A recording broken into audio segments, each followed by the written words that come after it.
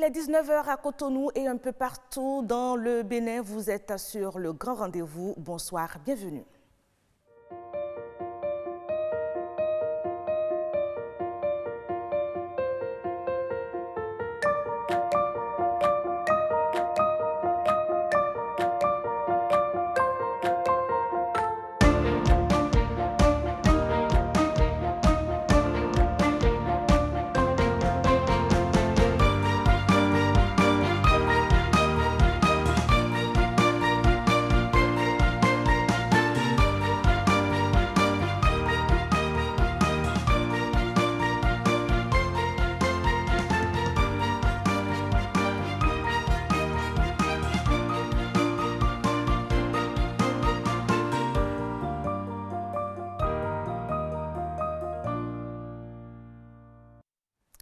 Eh bien voilà, on revisitait à travers ce visuel qui vient de passer quelques images ou si vous voulez quelques sites attrayants du Bénin. On ne se lasse jamais de les voir et de les revoir. Nous sommes le 3e jour de la semaine, donc mercredi aujourd'hui. Je serai en votre compagnie tout au long de ce programme de télévision. Vous avez certainement hâte de découvrir ce qui va meubler cette émission, ce numéro de votre émission du soir, le grand rendez-vous. Eh bien, il faut dire que vous aurez 4 rubriques. Vous êtes responsable d'une société, peu importe le domaine d'intervention. Les rendez-vous d'affaires se font de plus en plus fréquents avec certains de vos alliés. Ce sont bien des moments à saisir pour donner plus d'élan à votre entreprise. Notre invité expert de ce soir va nous outiller afin de mieux maximiser nos rendez-vous d'affaires. Le téléphone est aujourd'hui un outil de travail incontournable. Tout le monde s'en sert pour ses affaires. Petit, il est parfois, mais il n'est pas sans conséquence sur la santé humaine. Il est une menace, il paraît, pour notre cerveau. Et justement, c'est ce que notre invité santé ce soir nous dira dans la rubrique Nature et bien-être.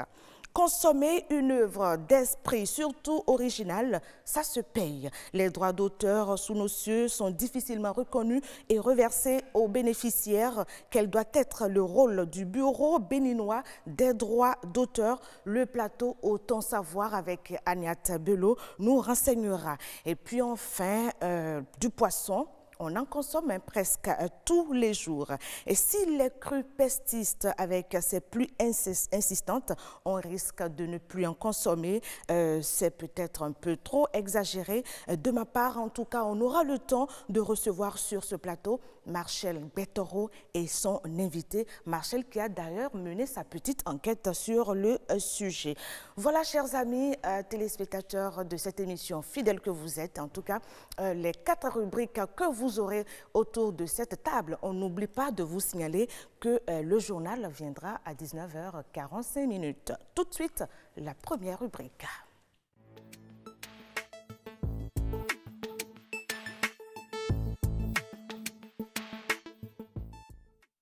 La première rubrique, vous l'avez constaté de vous-même, Monde agricole aujourd'hui s'intéresse aux produits halieutiques. Il paraît que ça devient une denrée rare en période d'inondation. On va le savoir tout à l'heure, juste après avoir suivi cet élément. L'abondance des pluies cette année, observée pendant la petite saison pluvieuse, n'est pas restée sans conséquences sur la pêche au Bénin. Dans la mer comme dans les eaux douces, les produits halieutiques se font de plus en plus rares. L'année passée, quand le courant de l'eau n'était pas abondant, on a eu beaucoup de poissons, tels que les seins tournantes, les canangues, les maquereaux sont sortis beaucoup l'année passée. Mais cette année, non, parce que nous, on est toujours en mer. Si on part en mer, on vient produire. La montée du niveau de l'eau nous rend la pêche très difficile. Conséquence, la hausse des prix des produits halieutiques sur le marché de consommation. Et pêcheurs et vendeurs se tordent le cou pour s'en sortir. À cause de la crue, le poisson coûte cher parce qu'on n'arrive pas à pêcher. Et donc les femmes aussi augmentent le prix de vente.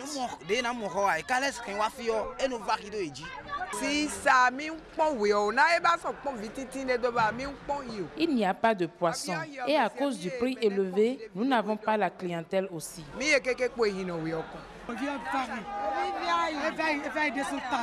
Le poisson coûte très cher. Avant, avec 0 francs, je peux acheter du poisson. Maintenant, il me faut au minimum 10 000 francs CFA. La maison maintenant c'est dur, hein, parce que tout s'est bloqué. Aucun pêcheur ne peut pas soulever la main maintenant pour dire qu'il est bien à la maison. Non. Que faut-il faire alors pour réduire les peines des pêcheurs, vendeurs et consommateurs de produits halieutiques? Les acteurs eux-mêmes se prononcent. Il faut qu'on ouvre l'embouchure qui est à grand propos.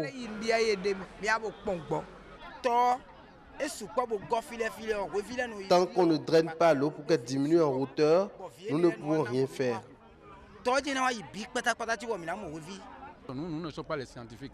Donc ce sont les scientifiques qui vont avoir, ou bien l'État béninois peut faire une pensée sur ça et de savoir ce qu'il peut faire pour les pêcheurs, ou bien de nous aider, parce qu'on a beaucoup de problèmes.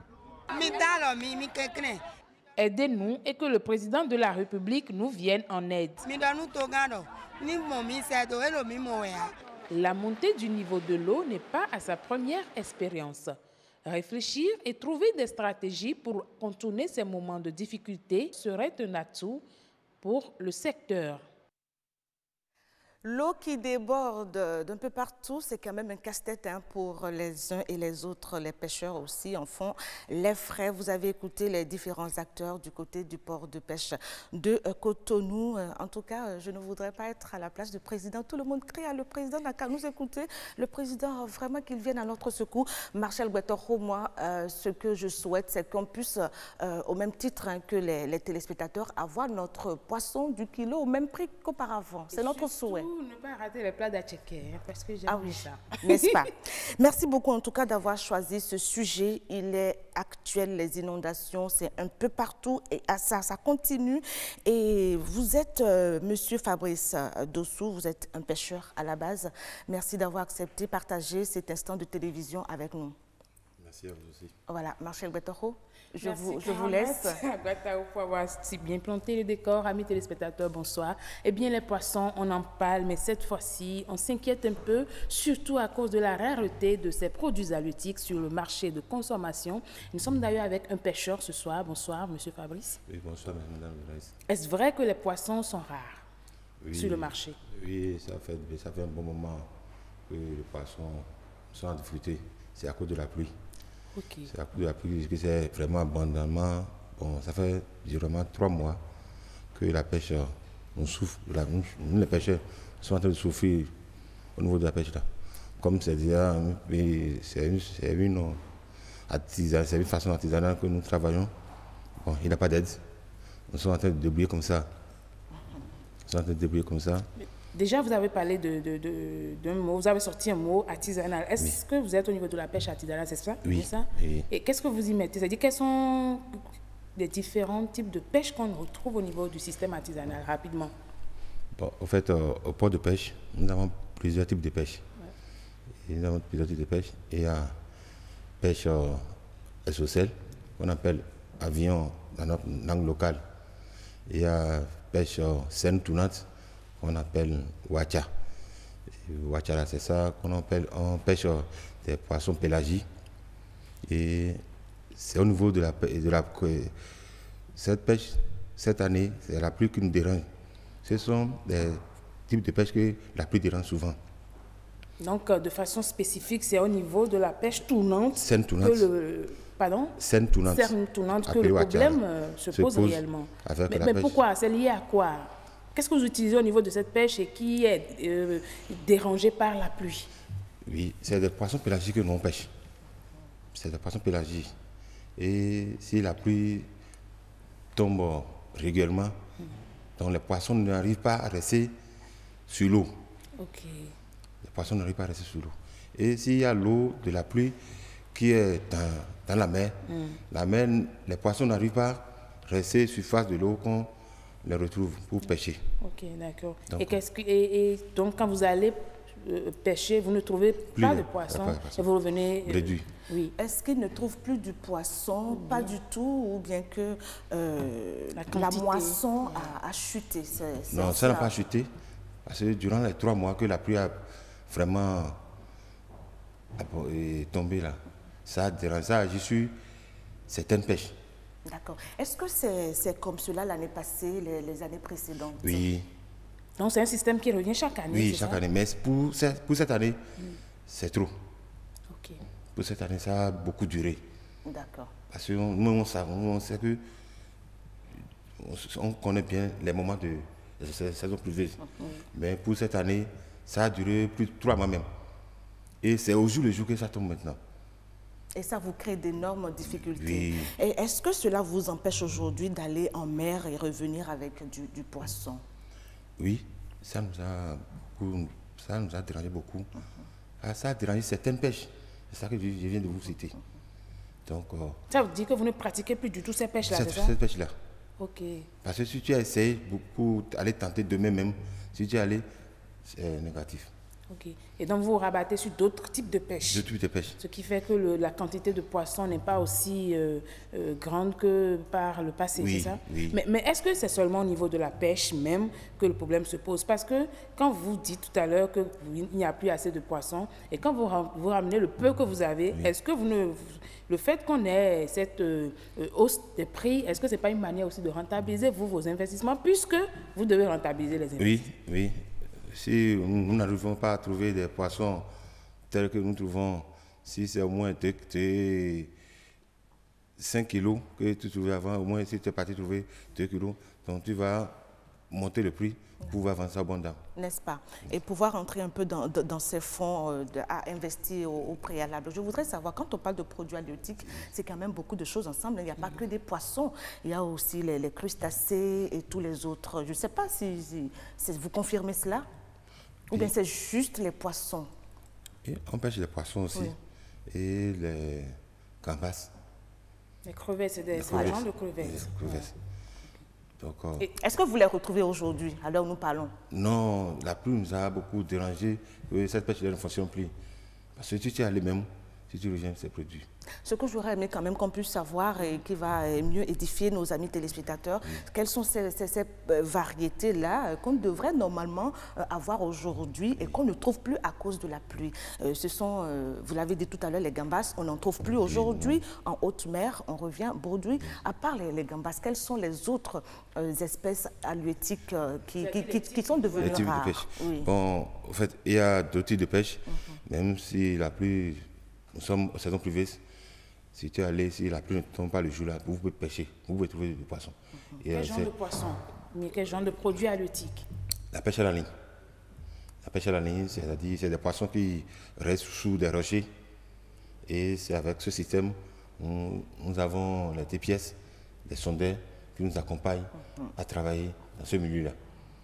Et vous pêchez quel genre de poisson? Des sika, des dorades, mérous, des dorades, des mérous, des faux bas, faux mérous.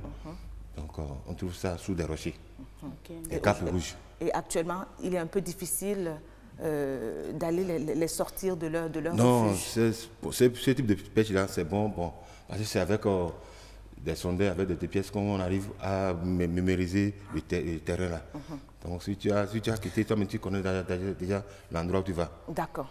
Mais justement, à vous entendre parler, c'est que vous êtes un peu habitué à ce genre de phénomène. Il revient pratiquement tous les ans, justement. Mais qu'est-ce que vous faites, vous, déjà à votre niveau, quand vous sentez que les pluies arrivent et qu'elles deviennent déjà abondantes ou qu'elles s'annoncent abondantes? Quelles sont les précautions qu'en tant que pêcheur que vous êtes, et ancien certainement, vous prenez? Bon, en fait, nous sommes des pêcheurs. Voilà. Nous sommes dans un milieu analphabète et au jour le jour, pour nous, c'est d'aller pêcher. S'il pleut ou il ne pleut pas, vous devez pêcher. C'est d'aller pêcher. C'est arriver dans le milieu que si la pluie commence par tomber abondamment, que vous ne pouvez pas travailler. Mais si ça tombe à des niveaux donnés, vous pouvez rester dedans et travailler. Ça ne nous gêne pas. Mais si ça commence du matin au soir, vous ne pouvez pas rester sur la pluie comme ça, dites de sortir, faire des manœuvres. Donc, a priori, vous n'avez pas de stratégie, pas de méthode pour quand même essayer de limiter un peu les dégâts? Non, non. Vous attendez tout simplement, quand il y a pluie, vous ne pêchez pas, quand il n'y a pas pluie, vous pêchez. Oui. C'est tout ça. Et ça va demeurer comme ça ne va pas être une bonne nouvelle, en tout cas pour nous consommateurs, parce que quand cette période, elle va venir, du coup, notre poisson qu'on achetait à 3 000 francs, si je prends le cas du port de pêche, que beaucoup qui sont à Cotonou et environ fréquentent, c'est que le kilogramme, à un moment donné, on le vend, quelle que soit l'espèce, on le vend le kilo à 3 000 francs. On en est où aujourd'hui par rapport à ce prix, justement? Oui, les prix des poissons sont toujours au même prix chez les pêcheurs. Chez les pêcheurs? Chez les pêcheurs. La nuance est bien faite, hein? Pas chez les vendeuses? C'est pas chez les vendeuses. Ok. Les prix de poissons, c'est toujours au même prix chez les pêcheurs. Poissons, les pêcheurs arrivent au retour de la pêche, vous pêchez les poissons abondamment. C'est déjà au même prix chez les pêcheurs. Ça veut dire qu'ils revendent aux femmes comme s'il n'y avait aucun élément perturbateur. Je le dis ainsi, et cet élément perturbateur, c'est la pluie. Et c'est pourquoi je voudrais qu'il termine sa phrase. Mais où se situe alors le problème? Qu'est-ce qui fait que les prix des poissons sont élevés alors? Oui, j'avais dit ça avant. Vous pouvez revenir encore là-dessus, hein, parce qu'il faut qu'on comprenne correctement. Oui, merci. J'avais dit ça. Parce que si vous avez parti aujourd'hui, si nous-mêmes, nous sommes près de 50 bacs qui étaient partis à la pêche, et on n'a pas arrivé à trouver des quantités de poissons que nous voulons pêcher, et d'autres arrivent, ils trouvent 5 kilos, d'autres 3 kilos, donc le poisson ne va sortir aujourd'hui beaucoup. Oui, donc, la question que je veux savoir, vous avez dit tout à l'heure que vous, le prix ne change pas. Non, mais au niveau sur le marché, on a l'impression qu'il y a une hausse des prix. Oui. Le problème se situe à quel niveau? Est-ce que c'est au niveau des femmes? C'est au niveau des femmes. Ok. C'est au niveau des parce que les femmes, ce sont des mareuses. Ils doivent acheter la graisse pour conserver. Et si on ne vend pas aujourd'hui, le lendemain, elles reviennent, elles achètent la graisse sur ça. Donc peut-être si elle a le poisson moins près de 50 kilos dans la grassière, si aujourd'hui elle a vendu 5 kilos, elle va acheter la graisse au moins quelque chose de 2000 francs. Si je vous comprends tout simplement, Marcel, vous avez vraiment 30 secondes. On est d'accord que la pluie, hein, cette pluie abondante-là dérange un peu, mais elle n'est pas pour autant la cause principale de la hausse du moins des prix des poissons sur le marché. Vous êtes d'accord avec moi? Oui. Alors il faut faire quelque chose, il faut parler à nos femmes. C'est d'ailleurs pour ça, je voudrais quand même que cette loi cadre numéro 2014-19 du 7 août sur la pêche, que les dirigeants puissent insérer des formations au niveau des pêcheurs, au niveau des vendeuses, pour que quand même le système soit organisé davantage, pour qu'on n'ait pas à crier garde tant ou bien à crier à l'aide. Merci beaucoup, Marcel Guettoro. Je crois que vous avez tout dit et c'est une filière en bonne et due forme. Merci beaucoup, monsieur Fabrice Dossou. Quel est votre programme pour demain? Vous retournez, vous allez pêcher ou vous allez croiser les bras jusqu'à ce que Dame Pluie finisse son travail? Non, nous, j'avais dit ça, c'est de façon, nous sommes dans un milieu de façon artisanale. D'accord. Donc, au jour le jour. Merci beaucoup. Monsieur Fabrice Dossou, merci beaucoup. Marcel Guettoro, je sais le pourquoi vous avez tellement envie de parler. Vous étiez sur le terrain, vous avez pu écouter les bonnes dames et j'espère que nos amis téléspectateurs ont pu retenir quelque chose. En tout cas, ce qu'ils veulent, c'est que le prix puisse baisser s'il le faut. Voilà, c'était donc la rubrique Le Monde agricole. Sans plus tarder, nous allons passer à Nature et Bien-être. On va bien se porter aujourd'hui.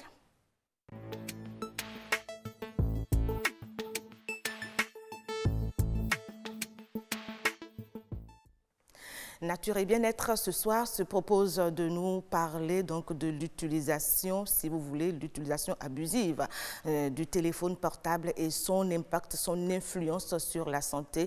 Selon les spécialistes, c'est une grande cause de troubles, qui cause donc beaucoup de troubles pour notre cerveau et nous allons essayer de les découvrir tout à l'heure après avoir suivi ceci. L'utilisation du téléphone portable en milieu scolaire prend de plus en plus d'ampleur. Des téléphones simples aux smartphones, le portable s'invite dans les salles de classe. Pourtant, son usage n'est pas souvent approuvé. L'utilisation du téléphone portable est une chose à proscrire dans le milieu scolaire. L'utilisation que les enfants en font aujourd'hui, ce n'est pas dans le sens de l'enseignement. Si c'est pour avoir les informations, par exemple sur l'Internet, et que c'est dit que c'est comme ça, ça va être, puisque les professeurs les envoient vers les recherches. Ils ont besoin d'utiliser ça, mais pas à l'école. Pas à l'école parce que ça risque de biaiser ce que nous avons instauré comme règle. Avec les révolutions technologiques et l'avènement des réseaux sociaux, le téléphone portable modifie les habitudes des apprenants. Son usage est chronophage. Aujourd'hui, avec l'avènement des réseaux sociaux, des outils comme Viber, Twitter, YouTube, Facebook, quand les enfants sont sur ces réseaux sociaux, ils ne savent pas s'arrêter.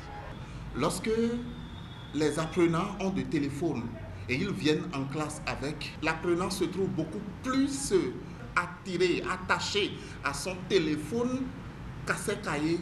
En classe, comme dans la cour des écoles et établissements, le téléphone portable ne quitte pas les apprenants. Le port et l'utilisation du cellulaire en milieu scolaire ne sont pas sans inconvénients. L'enfant qui utilise le téléphone portable n'a pas le temps d'écouter ce que le professeur lui dit. Les élèves ont accès à des informations, des données qui ne sont pas pour leur âge. Et ils passent tout leur temps à s'investir, à se verser dans cette pratique-là. Et le temps de l'apprentissage est écourté. La conséquence directe, c'est l'échec tout simplement. L'échec du point de vue scolaire, l'échec du point de vue social. Parce qu'en fait, ce n'est pas seulement la réussite à un examen qui fait d'un homme ce qu'il doit être. Le téléphone portable est un moyen de communication et de recherche. S'en servir, c'est bien. Le faire hors du cadre scolaire, c'est encore mieux. Le téléphone portable, il est indispensable, c'est vrai, quel que soit ce que vous pratiquez comme métier, mais je crois que nous sommes de plus en plus enclins à en abuser, de l'utilisation de cet outil-là. Et qu'est-ce qui explique cela? Je crois que nous avons la bonne personne ce soir pour nous donner les raisons valables. Yasmine Damata, bonsoir. Bonsoir, Karamata. C'est pas Agnat Melo. Comment vous allez? Très bien. Alors, le téléphone portable, vous, est-ce que vous l'avez tout le temps, 24 heures sur 24? Moi, j'en connais qui passent la nuit avec le téléphone au chevet du lit ou même à côté de leur oreiller. Ce n'est pas bon, ça. Ce n'est pas bon, mais on le fait quand même. Et pour mieux parler de ses conséquences sur notre cerveau, on a sur ce plateau Dr Arlos Soanou, vous êtes neurologue au CNHU de Cotonou. Bonsoir. Bonsoir, comment vous allez? À pleine forme. Oui, merci. Bonsoir mes téléspectateurs. Et docteur, je voudrais savoir, vous avez suivi tout comme nous l'élément. Le parent, il a dit, pour lui, c'est l'échec direct. À part l'échec que l'enfant peut avoir en utilisant à de mauvaises fins son téléphone portable, quelles sont les autres conséquences qu'on peut avoir sur notre cerveau? Bonsoir, merci pour l'invitation. Bonsoir, docteur. La question, elle est d'actualité, elle est pertinente. Et le constat, il est alarmant et à la fois désolant. Les constats sont divers. Vous savez, le cerveau, pour reprendre un peu dès le départ, le cerveau, pour son fonctionnement normal, produit lui-même, émet des ondes électromagnétiques et de façon permanente, donc en situation d'éveil ou même quand nous dormons. Et ces ondes électromagnétiques émises par le cerveau sont à des fréquences très très basses. Et donc ces ondes au fait ont pour rôle d'assurer un certain fonctionnement du cerveau, d'assurer une connexion entre les cellules du cerveau et assurer une interaction entre le cerveau et les différentes parties du corps et avec l'environnement, ce qui permet au cerveau et à l'être humain de réagir par rapport aux différentes stimulations de son environnement. Et donc le téléphone portable utilise également quasiment le même principe, donc des ondes électromagnétiques. Et ces ondes-là ont une fréquence quand même un peu élevée par rapport aux ondes propres du cerveau. Et donc, il se crée une situation d'interférence entre ces ondes-là, puisque en utilisant le téléphone portable au cours d'un appel, par exemple, il y a une transmission d'énergie qui va se faire depuis le portable vers le cerveau humain. Et donc, ce qui va créer un certain nombre de modifications dans le cerveau humain. Et tout cela crée des modifications dans le cerveau qui vont expliquer tous ces phénomènes de dépendance. Voilà. D'où le lien entre le téléphone portable et notre cerveau. Tout à fait. Alors, quelles sont les parties du cerveau qui sont le plus touchées quand ces ondes alternent sur les ondes de notre cerveau? Plusieurs parties du cerveau sont concernées. Et pour faire simple, il y a la partie antérieure de notre cerveau qui est au niveau du front, qu'on appelle le cortex frontal, qui est très impliqué. Vous savez, le téléphone, on le porte aux oreilles. Et donc, il y a la partie latérale du cerveau, qu'on appelle le cortex temporal, qui est également fortement exposé. Et le cortex temporal, il y a une partie externe qui est évidemment exposée. Il y a également la partie interne qui contient un organe clé qui est impliqué dans tout ce qui est processus de mémoire, tout ce qui est processus motivationnel, tout ce qui est émotion, qu'on appelle l'hippocampe. Donc l'hippocampe également est exposé à ces ondes-là et d'autres parties plus profondes du cerveau qu'on appelle le striatum. Il y a une autre partie que je m'en voudrais de ne pas énumérer, c'est le nerf auditif qui est impliqué dans la transmission de l'information entendue au cerveau.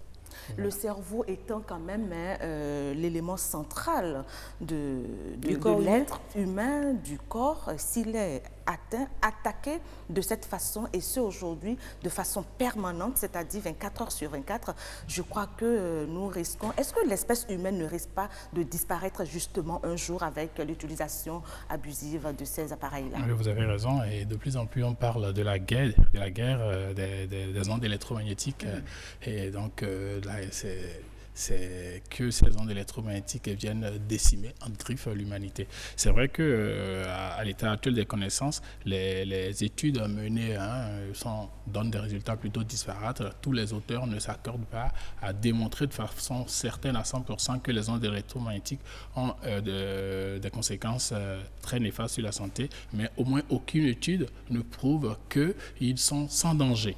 Voilà, donc on est au moins très convaincu qu'il y a un risque, mais quel est ce risque et jusqu'où il va ce risque, c'est ce qui reste à préciser. Donc, nous sommes dans une situation... Mais alors, pourquoi devenons-nous esclaves des téléphones portables? Alors, comme je l'avais dit tout à l'heure, l'utilisation de ces appareils, pas que le téléphone portable, mais c'est valable pour les routeurs Wi-Fi, les casques Bluetooth et les fours à micro-ondes, tout ce qui utilise les ondes électromagnétiques, ça va créer des modifications dans le cerveau. Le cerveau, les cellules du cerveau, pour travailler, communiquent via des neurotransmetteurs. Et parmi ces neurotransmetteurs, il y a une qu'on appelle la dopamine, qui est impliquée dans tout ce qui est boucle de motivation, d'émotion, d'excitation et de réponse à l'environnement et aux autres. Et donc, il y a une perturbation de ces réseaux-là qui va faire que l'individu va développer une situation d'attirance beaucoup plus poussée vers... Et je crois que ce mal-là, nous l'avons presque tous, où quand le téléphone, le téléphone, même quand il est quelque part et qu'on ne le touche pas, c'est comme si on est en train de rater quelque chose. Tout il y a quelque chose qui nous passe sous la main. Et ça va plus loin, Il y a des gens, dès que vous leur arrachez le téléphone portable 5 minutes, ils sont dans une situation de quasi-insécurité, de tristesse, d'anxiété, d'angoisse, et ça peut déclencher un certain nombre de symptômes. Sans rien faire, je crois que c'est la grande question qu'il faut se poser aujourd'hui, si déjà même les scientifiques, même à l'international, ne se mettent pas d'accord sur jusqu'où ce mal-là, il peut impacter. Nous, ici, en tout cas, on se rend compte qu'avec vos explications, justement, avec les informations qu'on reçoit, on se rend compte que le téléphone, il nous expose à de graves dangers ou à des risques. Voilà, des risques. Ouais. Et déjà, dans l'une des publications du journal Figaro, à la page Santé publique du 13 mai 2014, il est dit que l'usage abusif du téléphone portable peut être cause de cancer du cerveau. Ça va plus loin. Vrai ou faux? Oui, c'est vrai. Et une fois encore, je précise, même si les études ne s'accordent pas, il est quand même temps d'attirer un peu sur la sonnette d'alarme. Même si on n'est pas sûr à 100%, il est déjà important qu'on prenne conscience d'un risque qui existe et qu'on prenne des précautions. Et cela remonte à bien plus longtemps. Je crois que l'OMS et le Centre international de recherche sur le cancer avaient déjà publié en 2011 qu'il y a un risque de cancer possible avec l'utilisation du téléphone portable. Et en sciences, en médecine, quand on parle de risque possible, c'est que on n'a pas des preuves établies à 100%, mais il y a un risque qui existe. Et j'ai lu des articles qui montrent que l'utilisation du téléphone portable plus de 30 minutes par jour pendant plus de 5 ans multiplie par 3 le risque d'une tumeur cérébrale qu'on appelle le gliome, qui est une tumeur cérébrale de haute malignité qui peut tuer ou qui tue. Mais le Bénin est déjà à ce niveau? Alors, vous savez, il y a autant de Béninois que de téléphones portables, pratiquement, ou un peu moins, ou plus. Voilà, parce que beaucoup plus de portables qui ont 2-3 portables. Donc, oui, ce qui est alarmant, c'est que les gens, on constate, ça c'est très clair, qu'ils sont très accros, très dépendants de leur téléphone. Ils ne peuvent pas s'en passer. Docteur, ils sont sur les réseaux sociaux. Et dans ce cas, vu que le temps est en train de passer, qu'est-ce qu'on peut faire pour limiter? Parce que c'est clair, aujourd'hui, on ne peut pas vivre sans le téléphone portable. Maintenant, qu'est-ce qu'il faut faire pour atténuer un tant soit peu les effets sur le cerveau? Il y a des conseils pratiques. Oui. Et avant de les donner, je voudrais quand même préciser, c'est vrai qu'il y a des cas de tumeur du cerveau au Bénin. Mais on ne peut pas imputer ça d'emblée à l'utilisation de téléphones portables. Mais il est certain qu'il y a un risque qui est là. Alors, pour donner des conseils aux gens, déjà, vis-à-vis des enfants, on sait que le cerveau de l'enfant, il est en maturité, il est en croissance et il est plus vulnérable. Et il sera exposé plus longtemps. Donc, ça fait à peine 10 ans qu'on utilise le téléphone et ils vont l'utiliser pendant 50 ans, 60 ans, donc plus longtemps.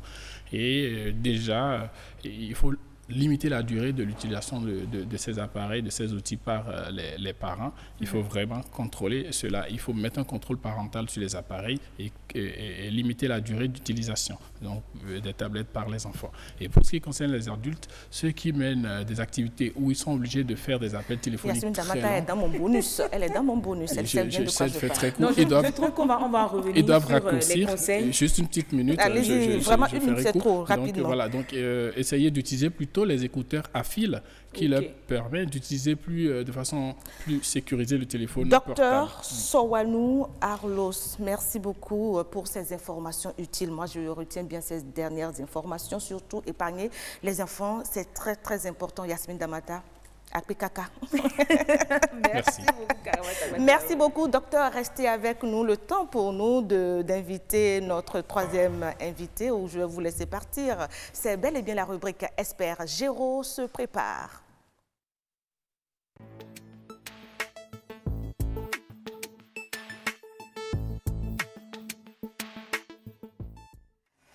Voilà, nature et bien-être étant terminé, nous ouvrons la troisième rubrique de cette émission autour de cette table. C'est bel et bien Espère avec M. Géraud Popo Ola. Bonsoir. Bonsoir, Mme Karamat. Alors, nous parlons aujourd'hui de réunion d'affaires, de rendez-vous d'affaires, n'est-ce pas? Et de comment est-ce que, en tant qu'entrepreneur, en tant qu'individu, on peut maximiser ses chances, ses opportunités qui s'offrent à nous pour pouvoir donner un coup de pouce, booster notre entreprise. En tout cas, aujourd'hui, c'est ce dont rêvent tous les entrepreneurs. Tout le monde veut être pionnier dans son secteur. C'est très important. Je voudrais, avant toute chose, qu'on puisse définir le rendez-vous d'affaires. C'est quoi pour vous le rendez-vous d'affaires? Merci beaucoup, Madame Karamat. Quand on prend un sujet aussi intéressant, on a l'habitude de mystifier un peu cet aspect des affaires et tout ça.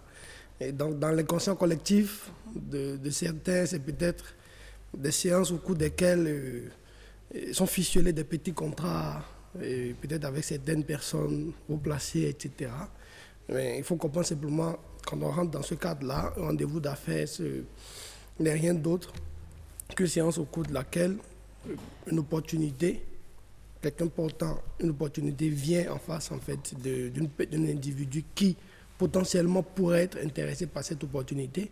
Ils essayent d'échanger pour voir des thèmes sur lesquels ils peuvent s'entendre afin de pouvoir réellement travailler et collaborer ensemble par rapport à cette opportunité. Donc, voilà, c'est une opportunité à coup sûr, mais justement, qui crée cette opportunité? Merci beaucoup. Qui la crée?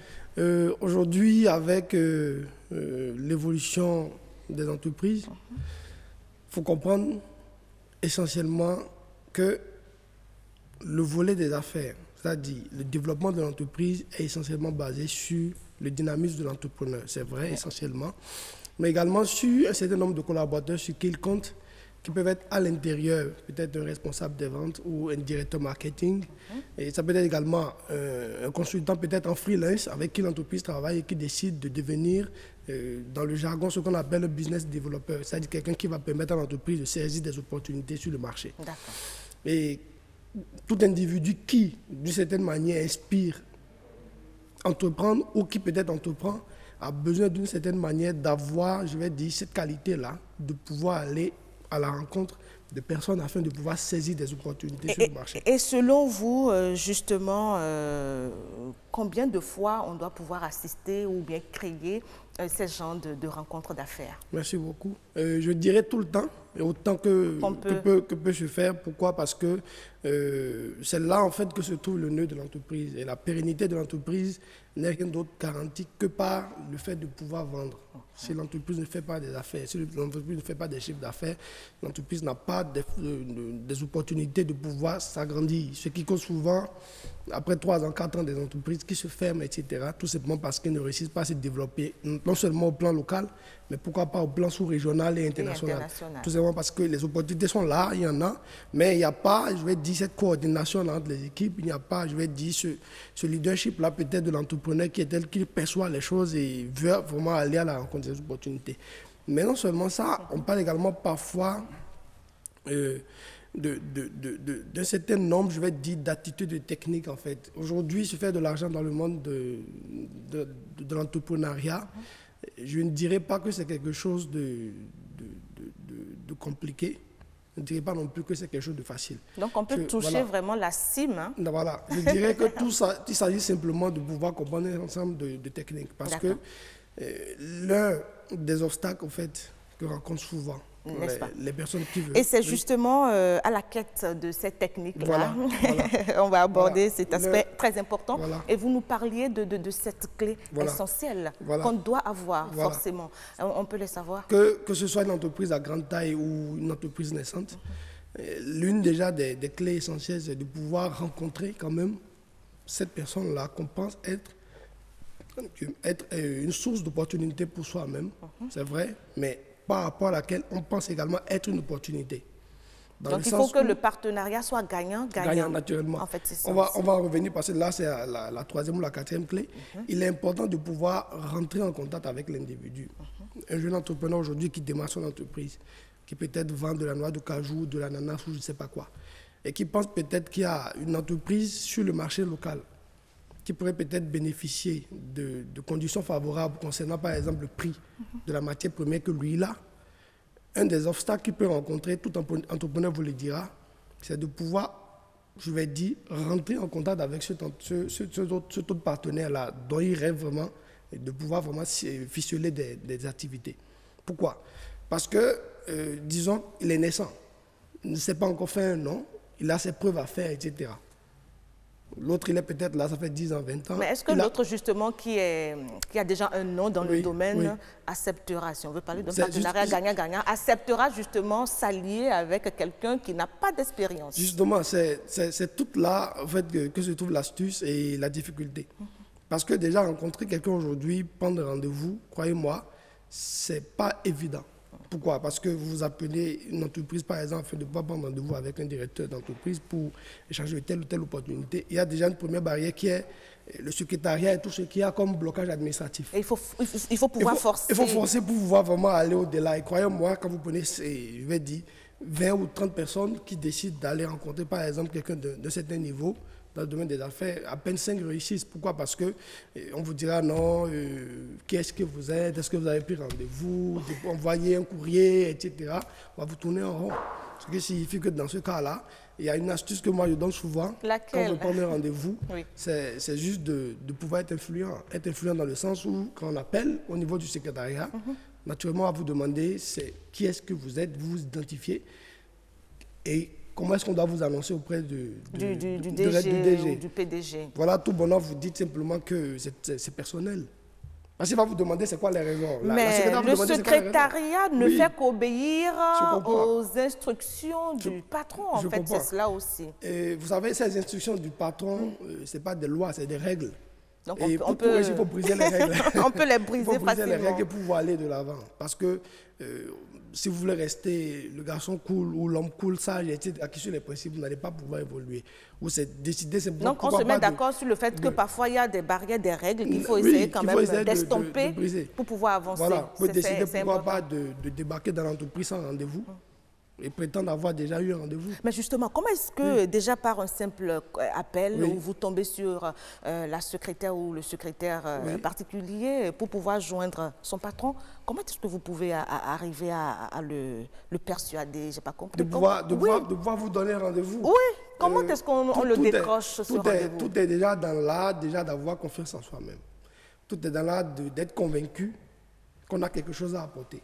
Tout est dans l'art déjà d'être préparé mentalement à ce blocage qui vous attendra. Il faut d'un peu de tout. Voilà, parce que quand vous n'êtes pas préparé à ça, automatiquement, vous vous laissez persuader par cette secrétaire qui vous dit envoyez un courrier officiel, envoyez une demande de rendez-vous, envoyez, etc., etc. Elle le dira à 1000 personnes comme D'accord. Un cas pratique, exemple. Moi, Karamat, je veux décrocher ou je veux rencontrer le patron d'une grosse société qui fabrique du parfum. Je prends juste un exemple comme ça parce que j'ai aussi à l'idée de pouvoir créer ma propre parfumerie et tout ça. J'appelle la secrétaire, qu'est-ce que je fais? Voilà. Je la charme, c'est ça, dans ma voix, ou qu'est-ce que je fais pour... Déjà au début, comme je l'ai dit, il faut être sûr de soi-même. Je suis sûre de moi. Vous lui parlez, vous vous présentez déjà en tant qu'individu. Voilà comment je m'appelle. Et je voudrais qu'on me passe le directeur de l'entreprise. Simplement comme ça. Il vous dira, et ça va s'ouvrir. Ok, j'annonce qui? C'est naturel, il va vous demander c'est qui. Voilà, c'est Karamat. Et dans ma voix, il va falloir, c'est personnel. Tout simplement. C'est tout. C'est personnel. Oui, c'est personnel. Parce que je n'ai pas décliné qui je suis réellement. Pourquoi? Elle ne sait pas quel genre de lien j'ai avec son patron. Exactement. Ce qui fait qu'en réalité, ma certitude l'a fait douter. Elle se dit, mais ça peut être quand même un proche du patron. Il ne faudrait pas que derrière j'ai... On va avancer, M. Géraud Popola, parce qu'on a annoncé cette clé rapidement. Voilà. Là, je crois que nous en sommes à la deuxième ou à la troisième. Le deuxième aspect, déjà, lorsque le rendez-vous est fait, il faut toujours faire de son mieux pour que le moment soit le meilleur. Parce que si vous réussissez à avoir un rendez-vous, vous voulez parler d'opportunités avec... il ne faut surtout pas rater. Il ne faut pas bégayer. Il ne faut pas bégayer. Voilà, faut pas, non, en fait, c'est essentiel. Pourquoi? Parce que l'entrepreneur, lui, il vous jauge, en fait. Il vous jauge. Il faut se préparer déjà physiquement, il faut se préparer mentalement. Et dans le speech aussi, hein, parce que c'est ça, il faut pouvoir... Non seulement le speech, mais il faut se mettre sur son 31, je vais dire. Carrément. Habillez-vous comme si c'était un rendez-vous de, je sais pas, avec une femme ou si c'était votre mariage. Ah, pourquoi avec une femme? Oui, soyez vraiment au top. C'est comme on dit, la chance n'a qu'un seul cheveu. Donc, dès que cette opportunité se présente à vous, chers amis téléspectateurs, donnez-vous tous les moyens qu'il faut, tous les moyens du monde pour pouvoir saisir. Voilà. On évolue. Et voyez jauger vraiment si c'est le meilleur moment d'aborder un tel sujet. C'est préférable même pour la première rencontre, pourquoi pas, de persuader le partenaire à faire notre rendez-vous. C'est-à-dire on fait juste 5 minutes. Parce que je pense que le moment-là n'est peut-être pas le moment pour la suite. Voilà, pour la suite. Sinon, il serait pressé, il va vous évacuer. D'accord. Également, autre aspect, c'est de pouvoir préparer, je dirais, dans le sens de l'opportunité, qu'est-ce que l'autre y gagne. Parce que nous avons, c'est très important que je puisse souligner ça, nous avons ce défaut-là souvent, quand on est en quête d'opportunité, de chiffre d'affaires, on veut gagner de l'argent, on veut saisir un marché, on ne pense qu'à une seule chose, l'argent. Ah, c'est important. Voilà, c'est l'argent qui ouvre toutes les portes, Géraud Popola. Mais ce qu'on va faire, rapidement, 15 secondes. Quand on ne fait que penser à l'argent et que c'est la seule chose qui vous intéresse, vous passez à côté tout simplement parce que l'autre... Et il faut penser à quoi? Voilà, il faut penser à ce que l'autre y gagne. Merci beaucoup. Et c'est sur ces propos-là que nous allons mettre un point final à cette rubrique aujourd'hui. On n'a pas eu le temps qu'il faut pour aller à ces 7 clés essentielles pour les rendez-vous d'affaires. On va y revenir certainement mercredi prochain. Voilà, l'heure, c'est l'heure à la télévision. L'heure, c'est l'heure. Il est 19h45. Aurélie Sauton est là pour le journal. On suit.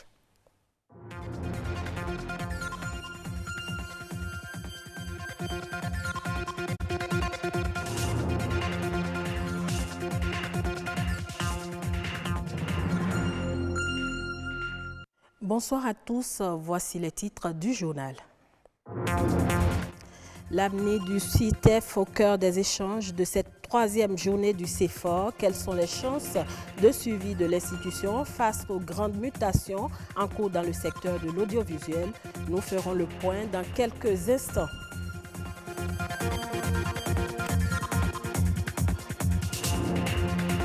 La semaine du numérique s'est ouverte depuis hier à Cotonou. Au menu de la rencontre, le développement de l'écosystème numérique et la promotion de ses acteurs au Bénin.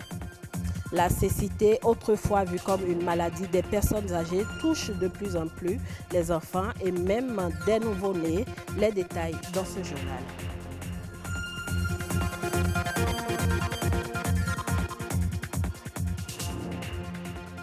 Tout d'abord, cette triste nouvelle, le socio-anthropologue Émile Désiré Ologoudou est décédé cet après-midi. Il fut ancien directeur général de l'Office de radiodiffusion et télévision du Bénin, ORTB. Il était également auteur de nombreux ouvrages. La rédaction de BB24 présente ses condoléances à sa famille. Le citoyen à l'ère de l'économie numérique, c'est autour de ce thème que se déroule depuis hier à Cotonou la 3e édition de la semaine du numérique. Cette rencontre a pour objectif de faire la lumière sur les acteurs du numérique et à développer l'écosystème numérique au Bénin. Elle réunit les acteurs publics et privés autour d'une série d'activités qui permettent de révéler le potentiel du Bénin. Arthur Ruindo et Francis Faton étaient sur les lieux. Voici leur compte rendu. Amener les citoyens à maîtriser leur rôle et devoir dans l'utilisation du numérique. Tel est le bien fondé de la 3e édition de la semaine du numérique, placée sous le thème « Citoyens à l'ère de l'économie numérique ».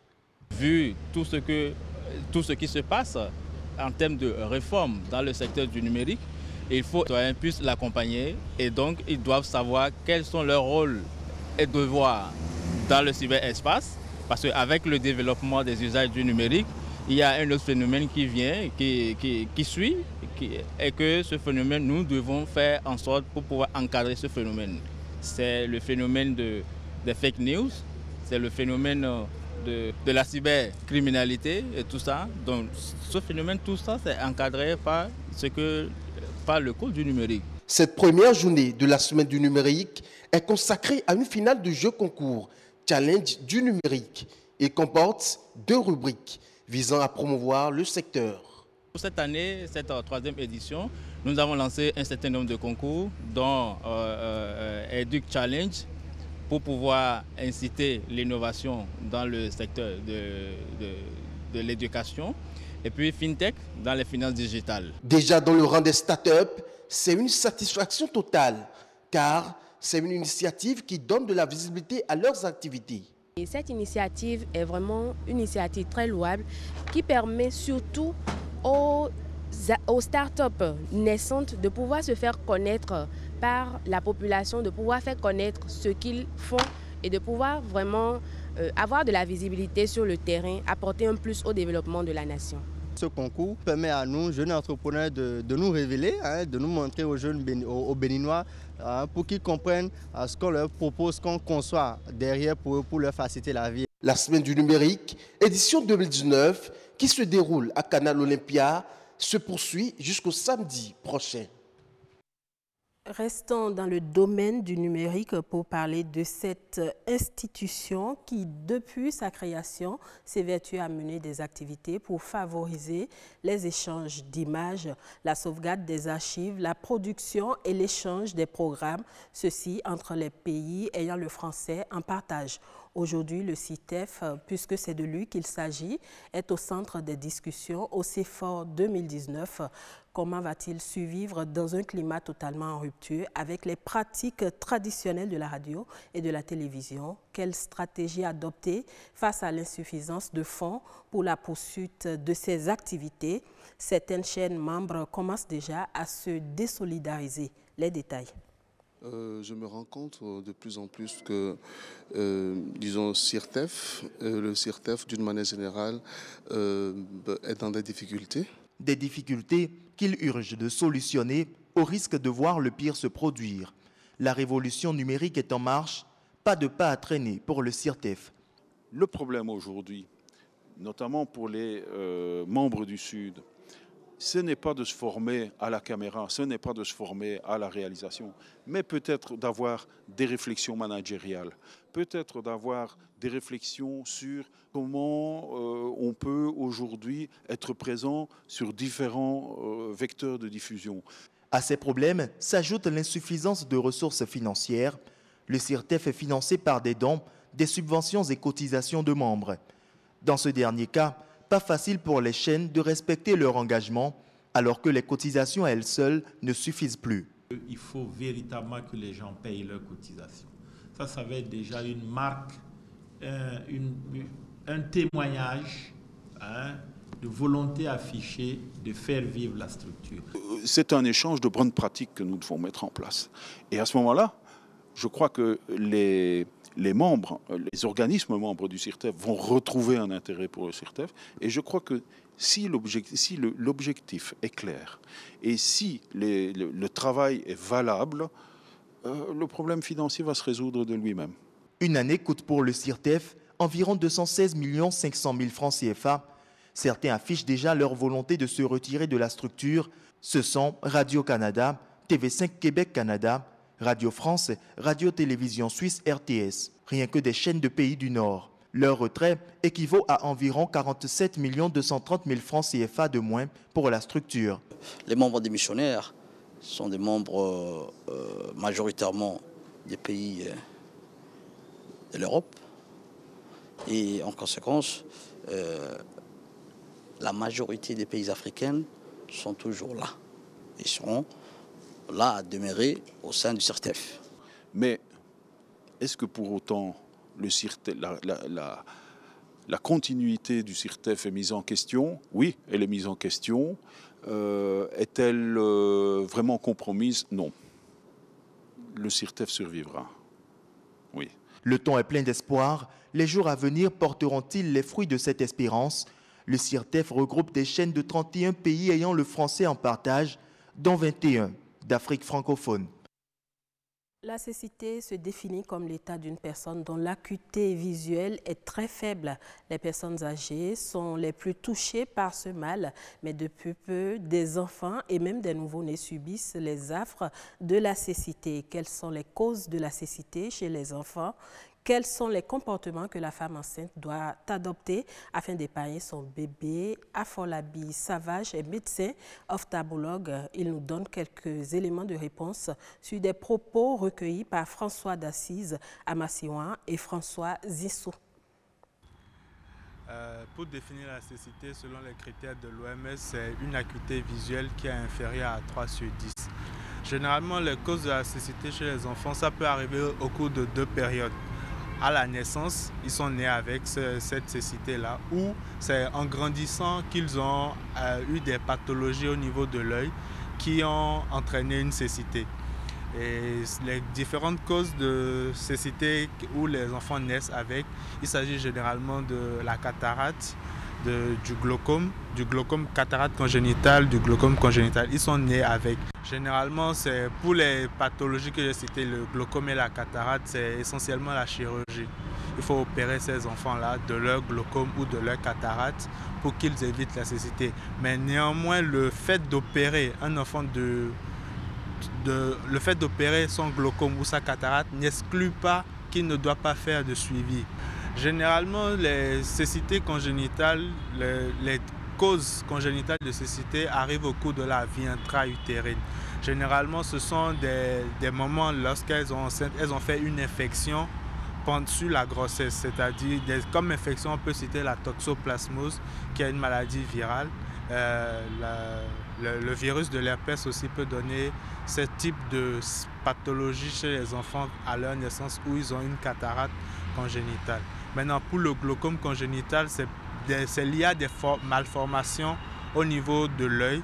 Et cette malformation peut être aussi liée à la prise de certains médicaments au cours de la grossesse.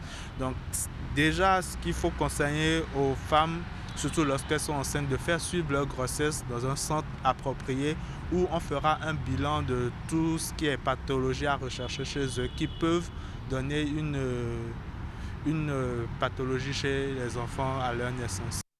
Le Ghana décroche un prêt de 600 millions de dollars, soit environ 360 milliards de francs CFA, pour booster sa production cacaoyère. C'est à l'occasion du Forum africain pour l'investissement organisé par la Banque africaine de développement du 11 au 13 novembre à Johannesburg, en Afrique du Sud.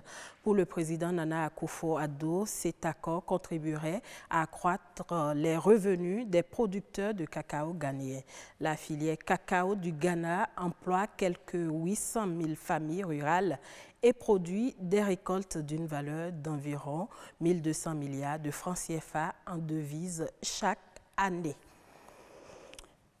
Selon une récente étude de la CNUCED, Conférence des Nations Unies pour le commerce et le développement, le Tchad pourrait attirer des investissements directs étrangers importants en diversifiant son économie. Ces niches de flux d'investissement se concentrent dans les secteurs de l'agriculture et de l'élevage.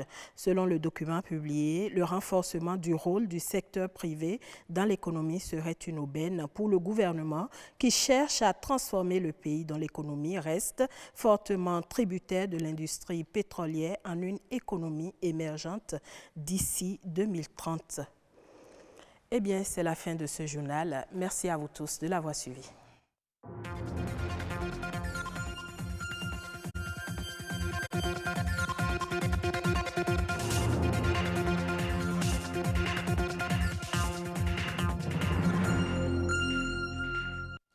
C'était le 1945 à la présentation Aurélie Soto. Merci beaucoup de votre fidélité, vous qui avez pris le train en marche et vous aussi qui êtes là depuis 19h, heure de démarrage de ce numéro du Grand Rendez-vous. Le journal étant fini, nous allons installer le dernier plateau et ça s'appelle Autant savoir.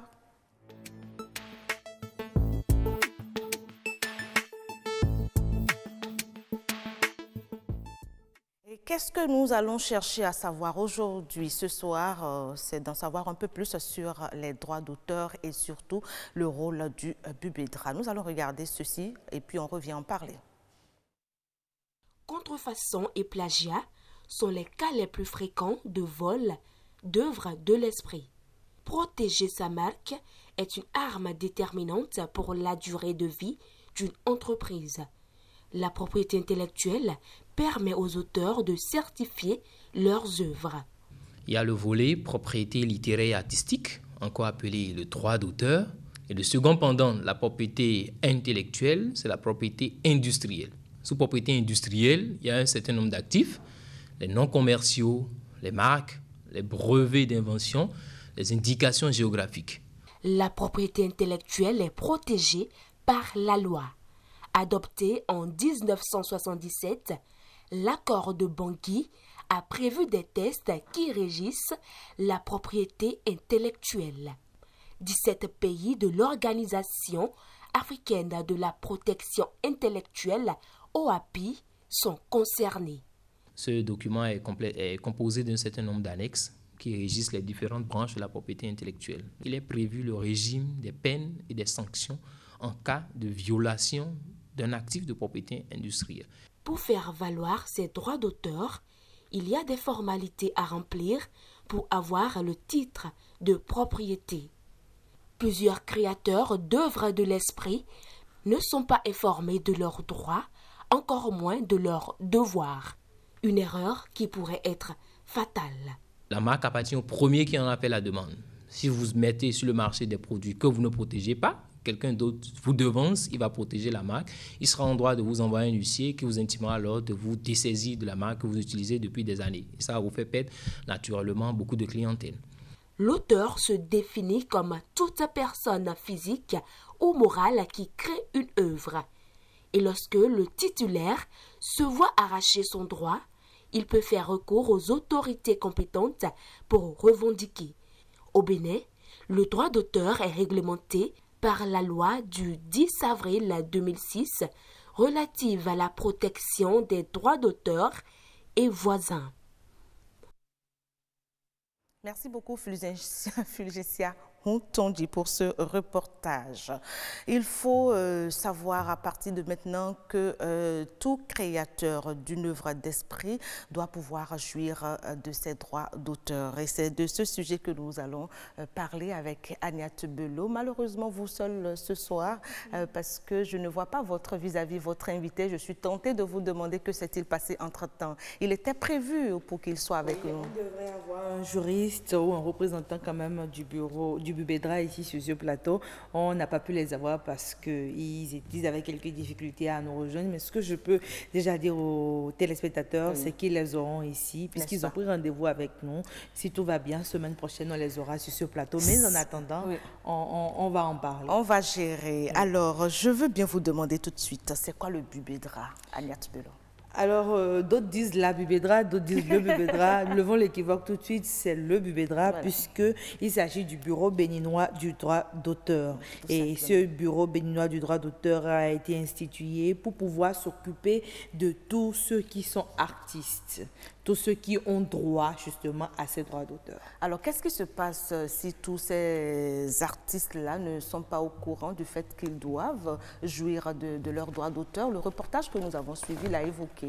D'accord, c'est déjà notre difficulté ici. Pendant longtemps, on fait les choses comme on le veut, sans forcément suivre les règles qui régissent la corporation dans laquelle on est, qui régissent le métier qu'on exerce et tout. Ça vaut aussi pour les artistes, pour les créateurs d'œuvres d'esprit, puisque c'est de ça qu'il s'agit. Parfois, on a l'impression que quand on crée, on n'a pas besoin forcément d'en informer l'autorité, d'informer les gens, de pouvoir nous assurer que cette œuvre nous appartient véritablement. Or, c'est important, quelqu'un d'autre pourrait passer derrière, s'approprier l'œuvre, s'approprier le fruit de votre travail, et en ce moment, vous n'aurez que vos yeux pour pleurer, puisque cette personne pourrait avoir la loi de son côté. N'est-ce pas? Je voudrais bien qu'on puisse dire aux amis téléspectateurs, ceux-là qui sont concernés vraiment quand on parle de droit d'auteur, il y en a qui pensent que c'est uniquement les artistes chanteurs, compositeurs. Je crois qu'on pense souvent que les artistes compositeurs, c'est les musiciens, puisque la plupart du temps, c'est eux qui sont les plus en vue.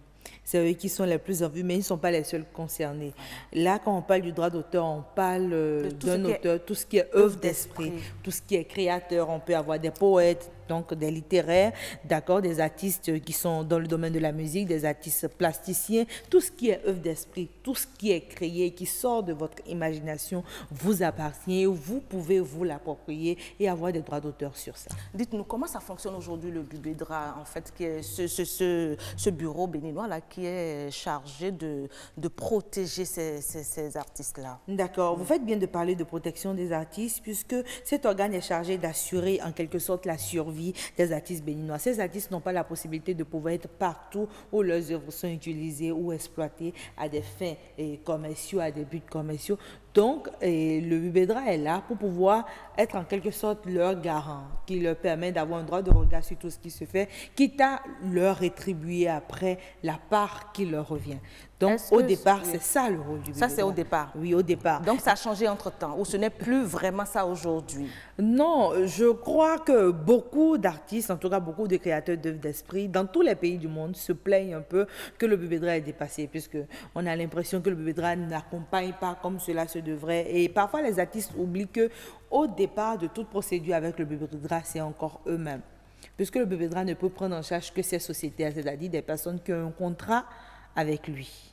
Et quand vous parlez de contrat, c'est-à-dire quoi? Un artiste aujourd'hui qui se lève, qu'est-ce qu'il fait? D'accord. Vous sortez une musique, par exemple, vous le mettez sur CD et vous le vendez vous-même. On en voit des artistes qui vendent eux-mêmes dans la rue comme ça. Pour des artistes qui se produisent eux-mêmes voilà. et qui descendent dans les rues au feu pour vendre leurs produits eux-mêmes. Ils sont tous sur toute la chaîne. Sans le logo, justement, du Bubedra, sans en informer le Bubedra, à un moment ou à un autre, tout ce que les gens pourront faire après, derrière vous, avec cette œuvre-là, n'engage que vous et eux. D'accord? Or, si vous avez pris le soin de vous rendre dans les locaux du Bubedra pour dire « Ah, j'ai telle œuvre, je voudrais que le Bubedra puisse m'accompagner et tout, et que je puisse être rétribué par rapport à cette œuvre. » Vous avez un contrat. Oui. Et dans ce contrat, c'est bien écrit. Vous, en tant qu'auteur d'esprit, voilà, si on doit exploiter, quel est le pourcentage, combien revient au Bubedra, à quel moment... Agnès Bello, est-ce qu'il faut attendre que l'œuvre soit là avant d'en informer le Bubedra, ou il faudra s'y prendre bien plus tôt, c'est-à-dire déjà qu'on sent qu'on veut produire quelque chose, se rendre déjà au Bubedra, aller voir le Bubedra et leur parler du projet? La difficulté, c'est que quand on est à l'étape d'idée, quand on est à l'étape d'imagination, quand on a peur qu'on nous chope l'idée. Oui, et que tant que vous n'avez pas la matérialisation de votre œuvre, comment est-ce que vous pouvez affirmer que cette œuvre vous appartient? C'est difficile.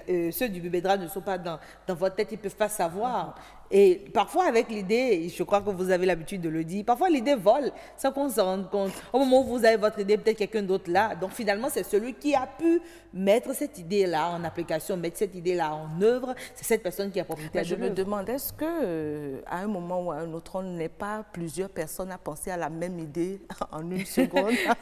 Ça, il n'y a que Dieu pour le dire, puisqu'on n'est pas dans la tête des gens. On est tellement nombreux. Ce qui est sûr, je pense que c'est le lieu de dire, même les petits mots que vous écrivez, il y a des gens qui sont tellement fertiles, qui ont peut-être, en inspiration, au moment où on parle ici, maintenant, ont déjà rédigé un petit poème. Quelqu'un d'autre prend ce poème-là, le met en vente. Si vous n'avez pas déclaré que ce poème vous appartient, ça appartient à la première personne qui l'a déclaré. Je sais que vous faites partie de ceux-là qui ont une inspiration à fleur de peau. Oui, Agnès, justement, on a tout fait d'oublier qu'il faut protéger sa création. N'est-ce pas? Il faut le faire. Oui. Alors, mais pourquoi est-ce que justement, il y a trop de plaintes au niveau de nos artistes ici, quand je prends le cas de nos chanteurs? Ils sont nombreux à se plaindre, même les grands, justement. D'accord. Ils ont l'impression qu'ils ne sont pas rétribués à la hauteur de leurs efforts, de l'utilisation de leurs œuvres.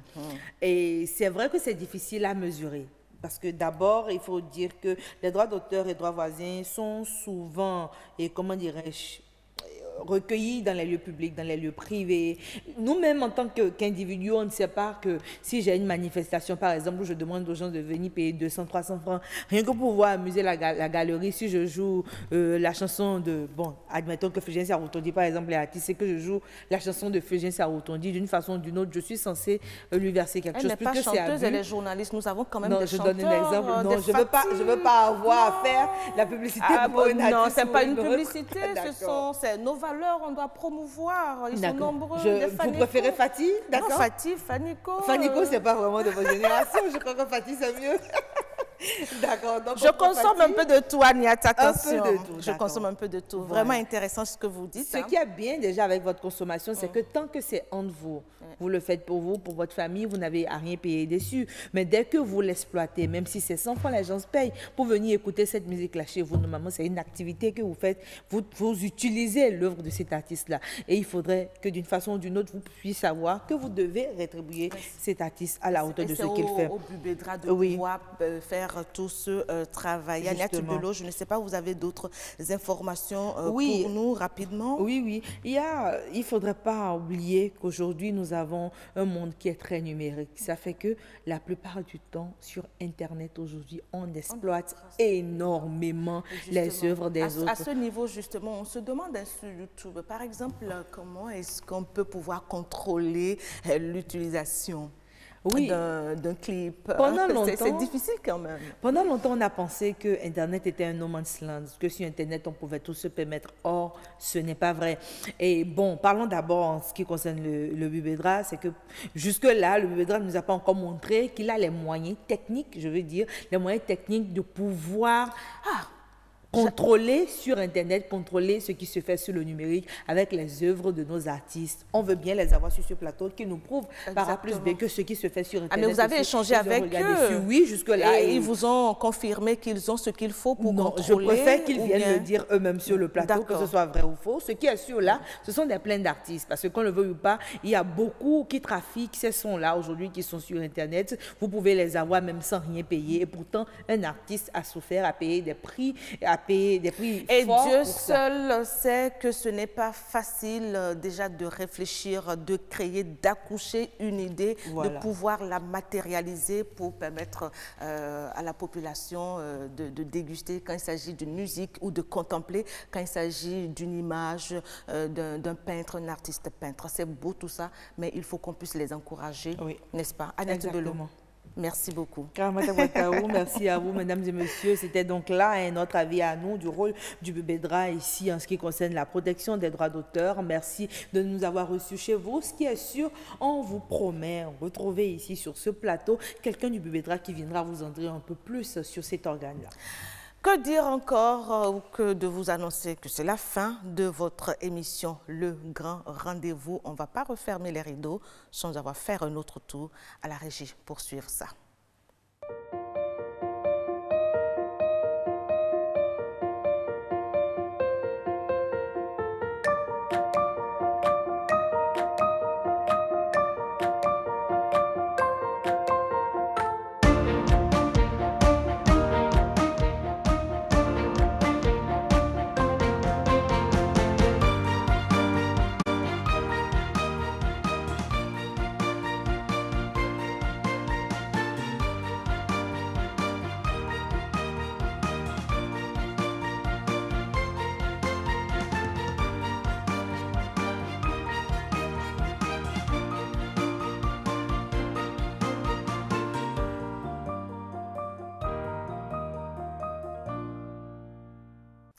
Le grand rendez-vous du mercredi 13 novembre 2019, c'est désormais dans le passé. Merci à vous de nous avoir suivis de bout en bout et vous aussi qui nous avez rattrapés à un moment donné de l'émission. Toute l'équipe de production vous remercie infiniment. On va vous souhaiter une très très belle soirée, toujours avec BB24. À la prochaine.